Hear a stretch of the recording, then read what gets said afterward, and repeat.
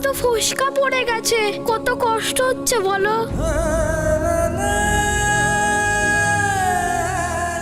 আমি জানি হনুমান,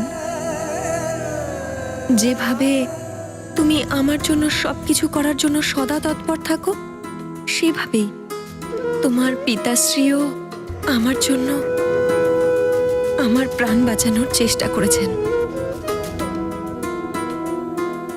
তাই ওনার পায়ের এই অবস্থা। কিন্তু এমন কি হয়ে গেছিল? ইনি মাতঙ্গ ঋষির কথায় চন্দ্র জ্বলানোর জন্য চন্দ্রগিরি পর্বতে খালি পায়ে গিয়েছিলেন।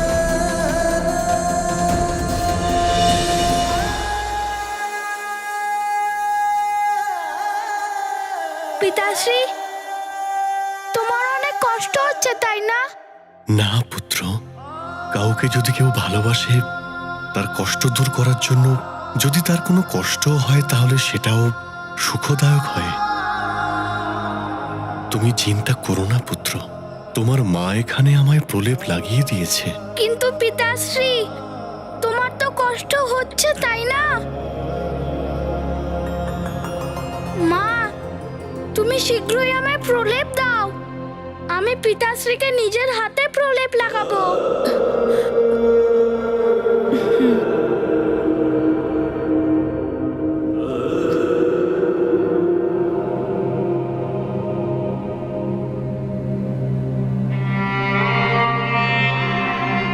পিতাশ্রী, এখানে পা রাখো। পিতাশ্রী, আমি ছিলাম না তো, সেই জন্য তোমাকে এত কষ্ট করতে হয়েছে। কিন্তু তুমি একবারের জন্য বললে না, আর তুমি যুদ্ধ অভ্যাস করতে শুরু করে দিলে। পুত্র হনুমান, মাতা পিতার কাছে সন্তানের সুখের জন্য কোনো কষ্টকেই কষ্ট মনে হয় না। কিন্তু পিতাশ্রী, তোমার এই কষ্ট দেখে আমার খুব কষ্ট হচ্ছে। এই নাও হনুমান।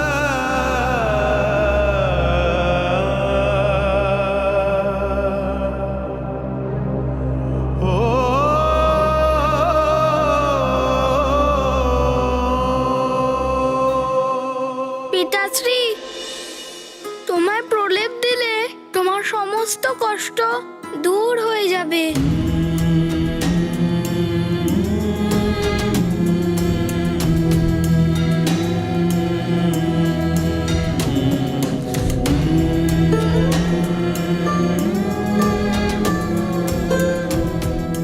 আমার তো অপরিসীম সুখের অনুভূতি হচ্ছে পুত্র।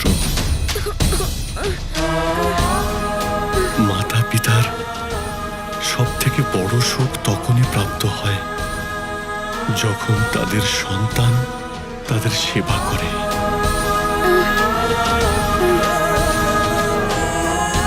পিতাশ্রী, আমার তোমাকে সেবা করতে অসীম আনন্দ হচ্ছে।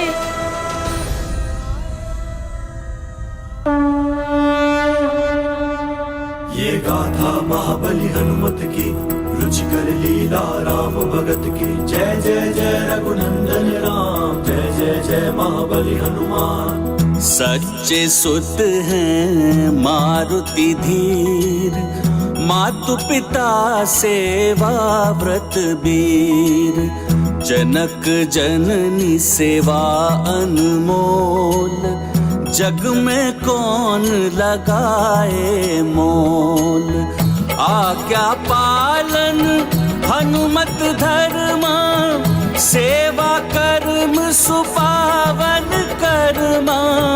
मारुति पुत्र बिरल जग माही, तुम समान सुत को नहीं चाहिए। ये गाथा महाबली हनुमत की, रुचिकर लीला राम भगत की। जय जय जय रघुनंदन राम, जय जय जय महाबली हनुमान।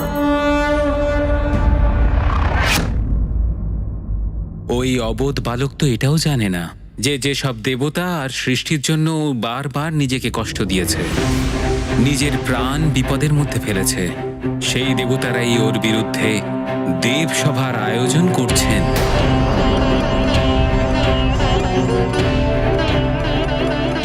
এতদিনের পরে আজকে ওই ছোট্ট বালক নিজের মায়ের কাছে গিয়ে শুতে পেরেছে।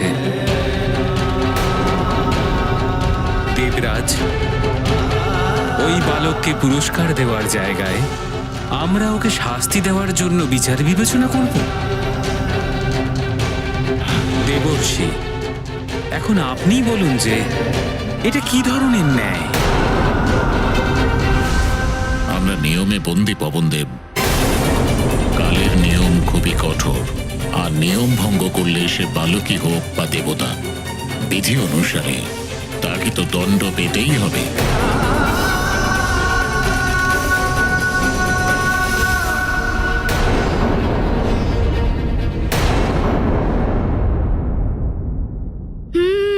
ওই স্বপ্ন, পিতাশ্রী তো এমনিতেও কষ্টে আছে।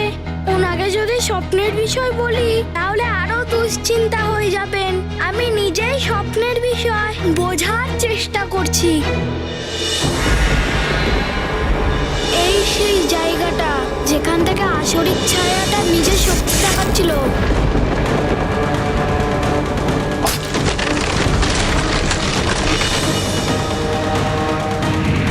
নারায়ণ নারায়ণ।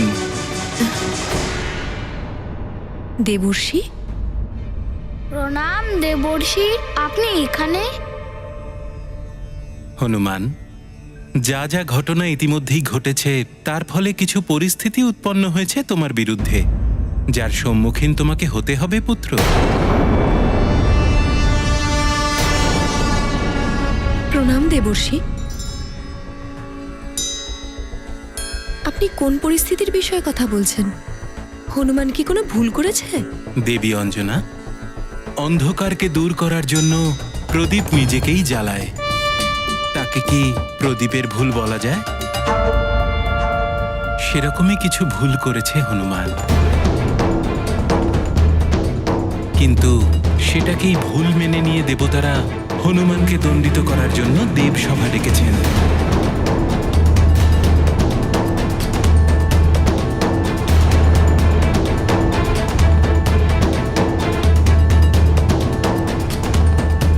কিন্তু আমি কি ভুল করেছি দেবর্ষি?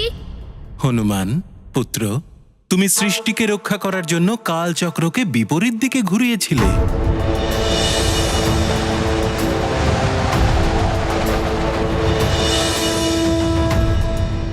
এতে সময়ের ভারসাম্য হারিয়েছে আর গ্রহ নক্ষত্রের স্থিতিও পরিবর্তিত হয়ে গেছে। এটাই ভুল ছিল তোমার।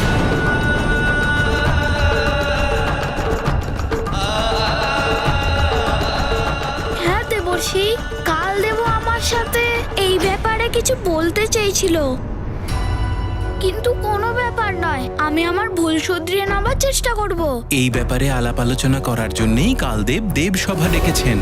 ওনার বক্তব্য হলো যে তুমি ওনার কার্যে হস্তক্ষেপ করেছো।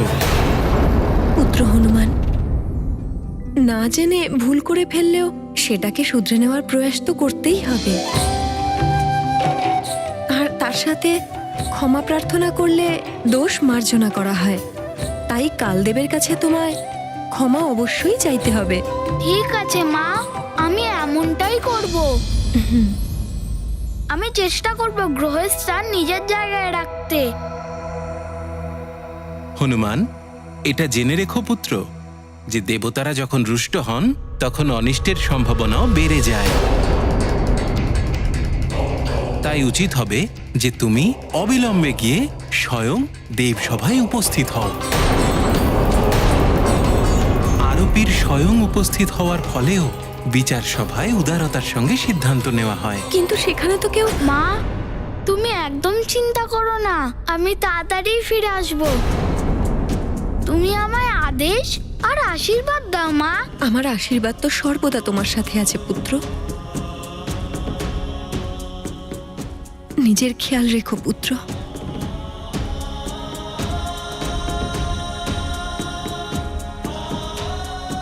প্রণাম দেবর্ষি। নারায়ণ নারায়ণ।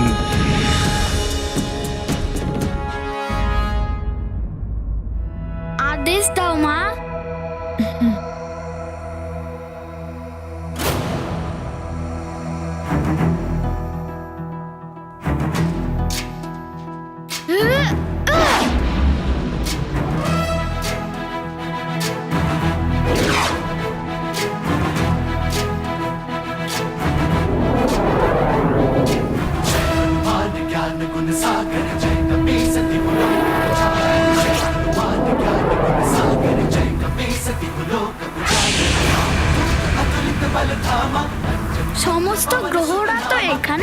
আছে, কিন্তু আমি তো জানি না যে ওদের আগের অবস্থান কোথায় ছিল।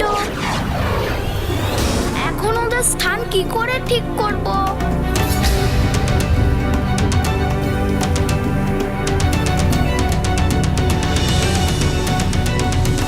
এই নাও জলপূর্ণ পাত্র। এই জলপূর্ণ পাত্র নিয়ে তোমাকে সমগ্র সৃষ্টির পরিক্রমা করতে হবে।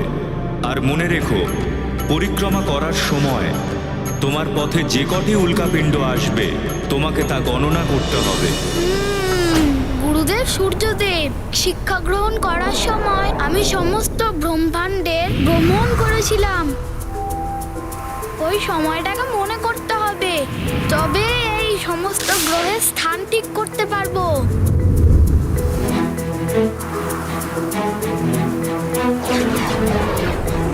এবার আমার গ্রহের জ্ঞান প্রদান করুন। তাহলে এই হলো সমস্ত গ্রহের স্থান, কিন্তু আজকের অবস্থান।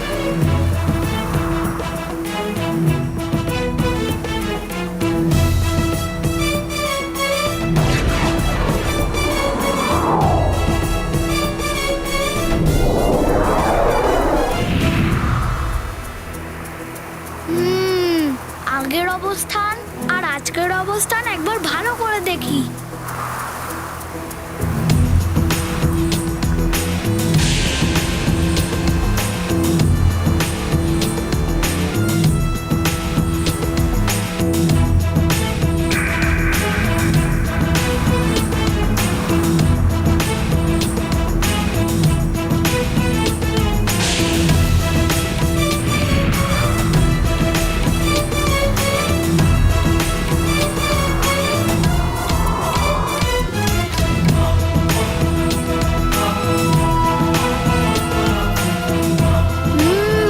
এবার সমস্ত গ্রহের অবস্থান আগের মতো হয়ে যাবে।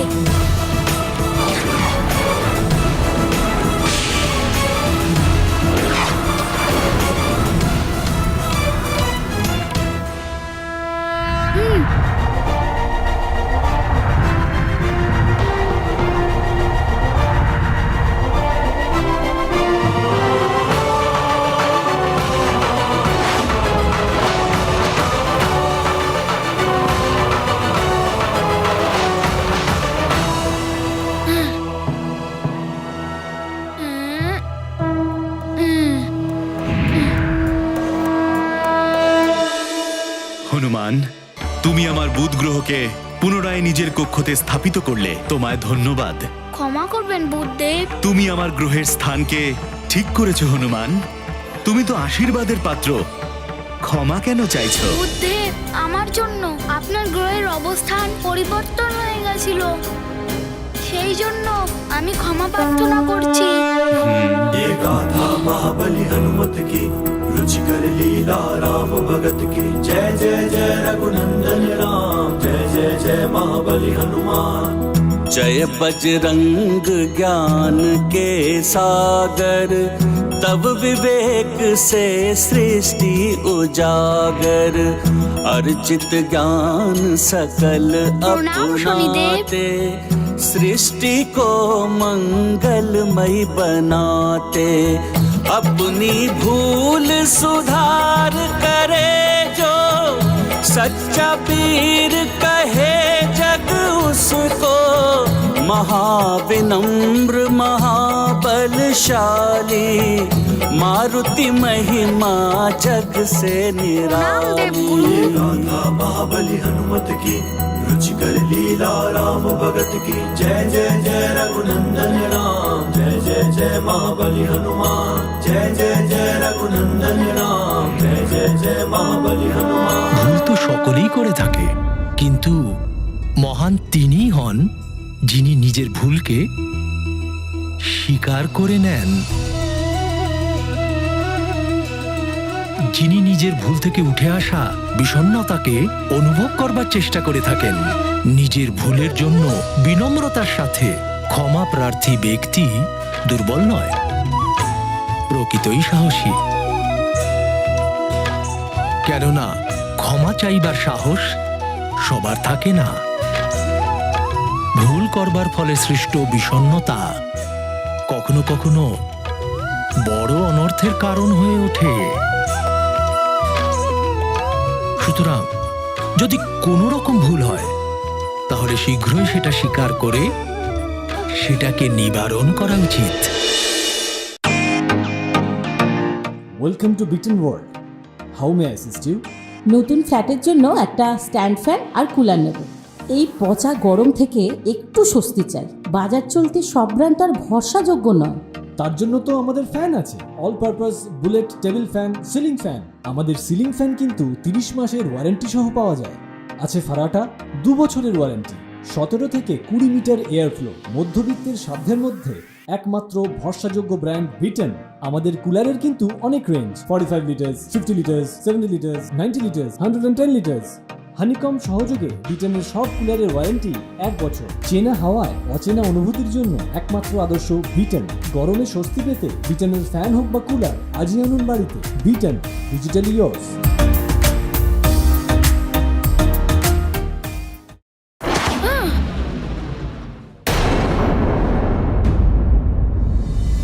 প্রণাম কালদূত। আমি কেশরী নন্দন অঞ্জনা পুত্র হনুমান পৃথিবী লোকের সুমেরু থেকে এসেছি। আমি কালদেবের সঙ্গে দেখা করতে চাই।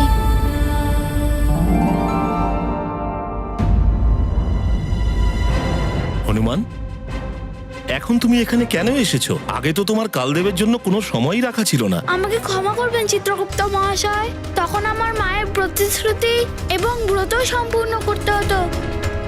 আমি কালদেবকে এটাও বলেছিলাম যে আমি আবার আসব, ওনার কাছে ক্ষমা চেয়ে নেব। কিন্তু উনি তো এখানে নেই। তুমি দেবসভায় ওনাকে পাবেন, যেটা উনিই আয়োজন করেছেন। তোমার বিরুদ্ধে বিচার করার জন্য সমস্ত দেবতাই ওখানে পৌঁছচ্ছেন। এ আপনি কি বলছেন কালদেব? দেবতার মতোই কাজ করেছে হনুমান।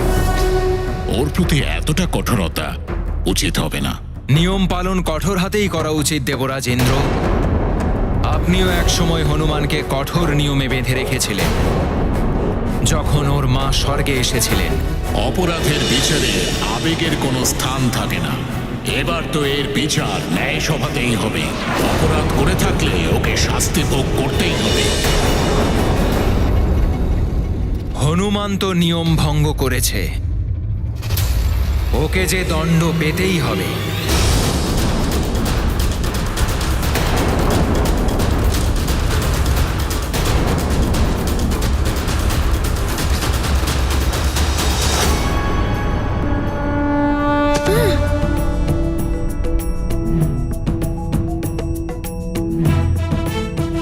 প্রণাম দেবগণ। কল্যাণ হোক। প্রণাম কালদেব। হনুমান, সভায় তোমাকে স্বাগত।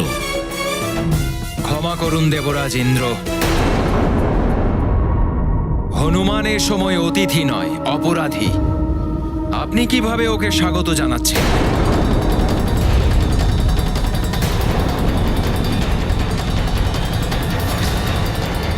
কালদেব,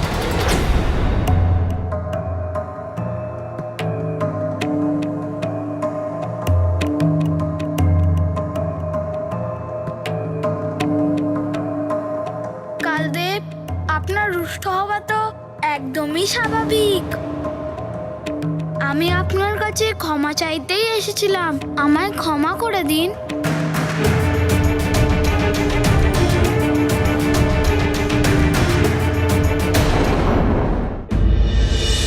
নারায়ণ নারায়ণ। প্রণাম দেবর্ষি।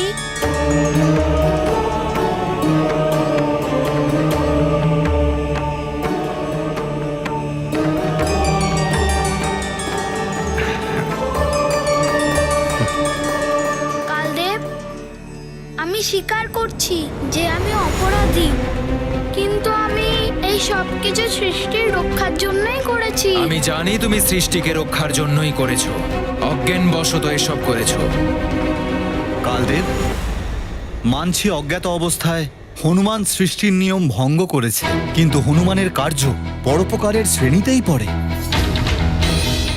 আর পরোপকারের জন্য পুরস্কার দেওয়া হয়, দণ্ড নয়।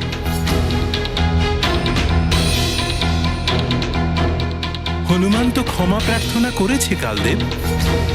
আপনার উচিত হবে হনুমানকে ক্ষমা করে দেওয়া।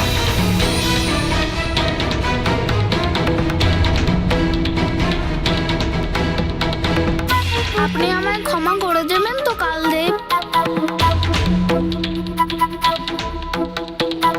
হনুমান, সৃষ্টিকে রক্ষা করতে গিয়ে তুমি সৃষ্টির নিয়ম ভঙ্গ করেছ।